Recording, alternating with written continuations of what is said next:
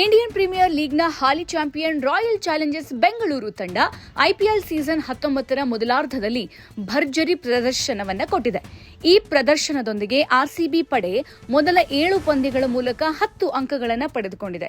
Sunrisers Hyderabad ತಂಡವನ್ನು ಬಗ್ಗು ಬಡಿಯುವ ಮೂಲಕ ಈ ಬಾರಿಯ ಐಪಿಎಲ್ ಅಭಿಯಾನ ಆರಂಭಿಸಿದ್ದ ಆರ್ಸಿಬಿ ಆ ಬಳಿಕ ಚೆನ್ನೈ ಸೂಪರ್ ಕಿಂಗ್ಸ್ ತಂಡವನ್ನು ಹೀನಾಯವಾಗಿ ಸೋಲಿಸಿತ್ತು. ಆದರೆ 3ನೇ ಮ್ಯಾಚ್ನಲ್ಲಿ ರಾಜಸ್ಥಾನ್ ರಾಯಲ್ಸ್ ವಿರುದ್ಧ ಸೋಲೊಪ್ಪಿಕೊಂಡಿದ್ರು.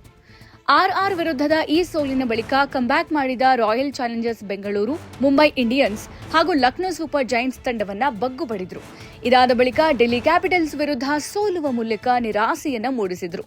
ಇದೀಗ ಮೊದಲಾರ್ಧದ ಕೊನೆಯ ಪಂದ್ಯದಲ್ಲಿ ಗುಜರಾತ್ ಟೈಟಾನ್ಸ್ ವಿರುದ್ಧ ಆರ್ಸಿಬಿ ಪಡೆ ಭರ್ಜರಿ ಗೆಲುವು ದಾಖಲಿಸಿದೆ.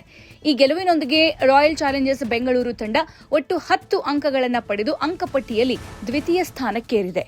ಮೊದಲಾರ್ಧದಲ್ಲಿ 5 ಗೆಲುವುಗಳೊಂದಿಗೆ 10 ಅಂಕ ಪಡೆದಿರುವ ಆರ್ಸಿಬಿ ತಂಡ ಪ್ಲೇ ಆಫ್ನಲ್ಲಿ ತನ್ನ ಸ್ಥಾನವನ್ನ ಖಚಿತಪಡಿಸಿಕೊಳ್ಳೋಕೆ 3 ಗೆಲುವು ಸಾಕು. ಅಂದರೆ ದ್ವಿತೀಯಾರ್ಧದ 7 ಮ್ಯಾಚ್ಗಳಲ್ಲಿ ಆರ್ಸಿಬಿ ತಂಡ 3 ಪಂದ್ಯಗಳಲ್ಲಿ ಗೆಲುವು ದಾಖಲಿಸಿದ್ರೆ ಒಟ್ಟು 16 ಅಂಕಗಳನ್ನು ಪಡೆದು ಪ್ಲೇ ಆಫ್ ಆಡುವುದನ್ನು ಖಚಿತಪಡಿಸಿಕೊಳ್ಳಲಿದೆ.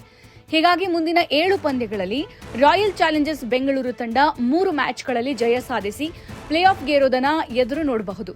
ಈ ಮೂಲಕ ದ್ವಿತೀಯ ಸುತ್ತಿನಲ್ಲೂ ಅಮೋಘ ಪ್ರದರ್ಶನ ನೀಡಿ ತನ್ನ ಚಾಂಪಿಯನ್ ಪಟ್ಟವನ್ನ ಉಳಿಸಿಕೊಳ್ಳಲಿದೆಯಾ? ಕಾದು ನೋಡಬೇಕಾಗಿದೆ.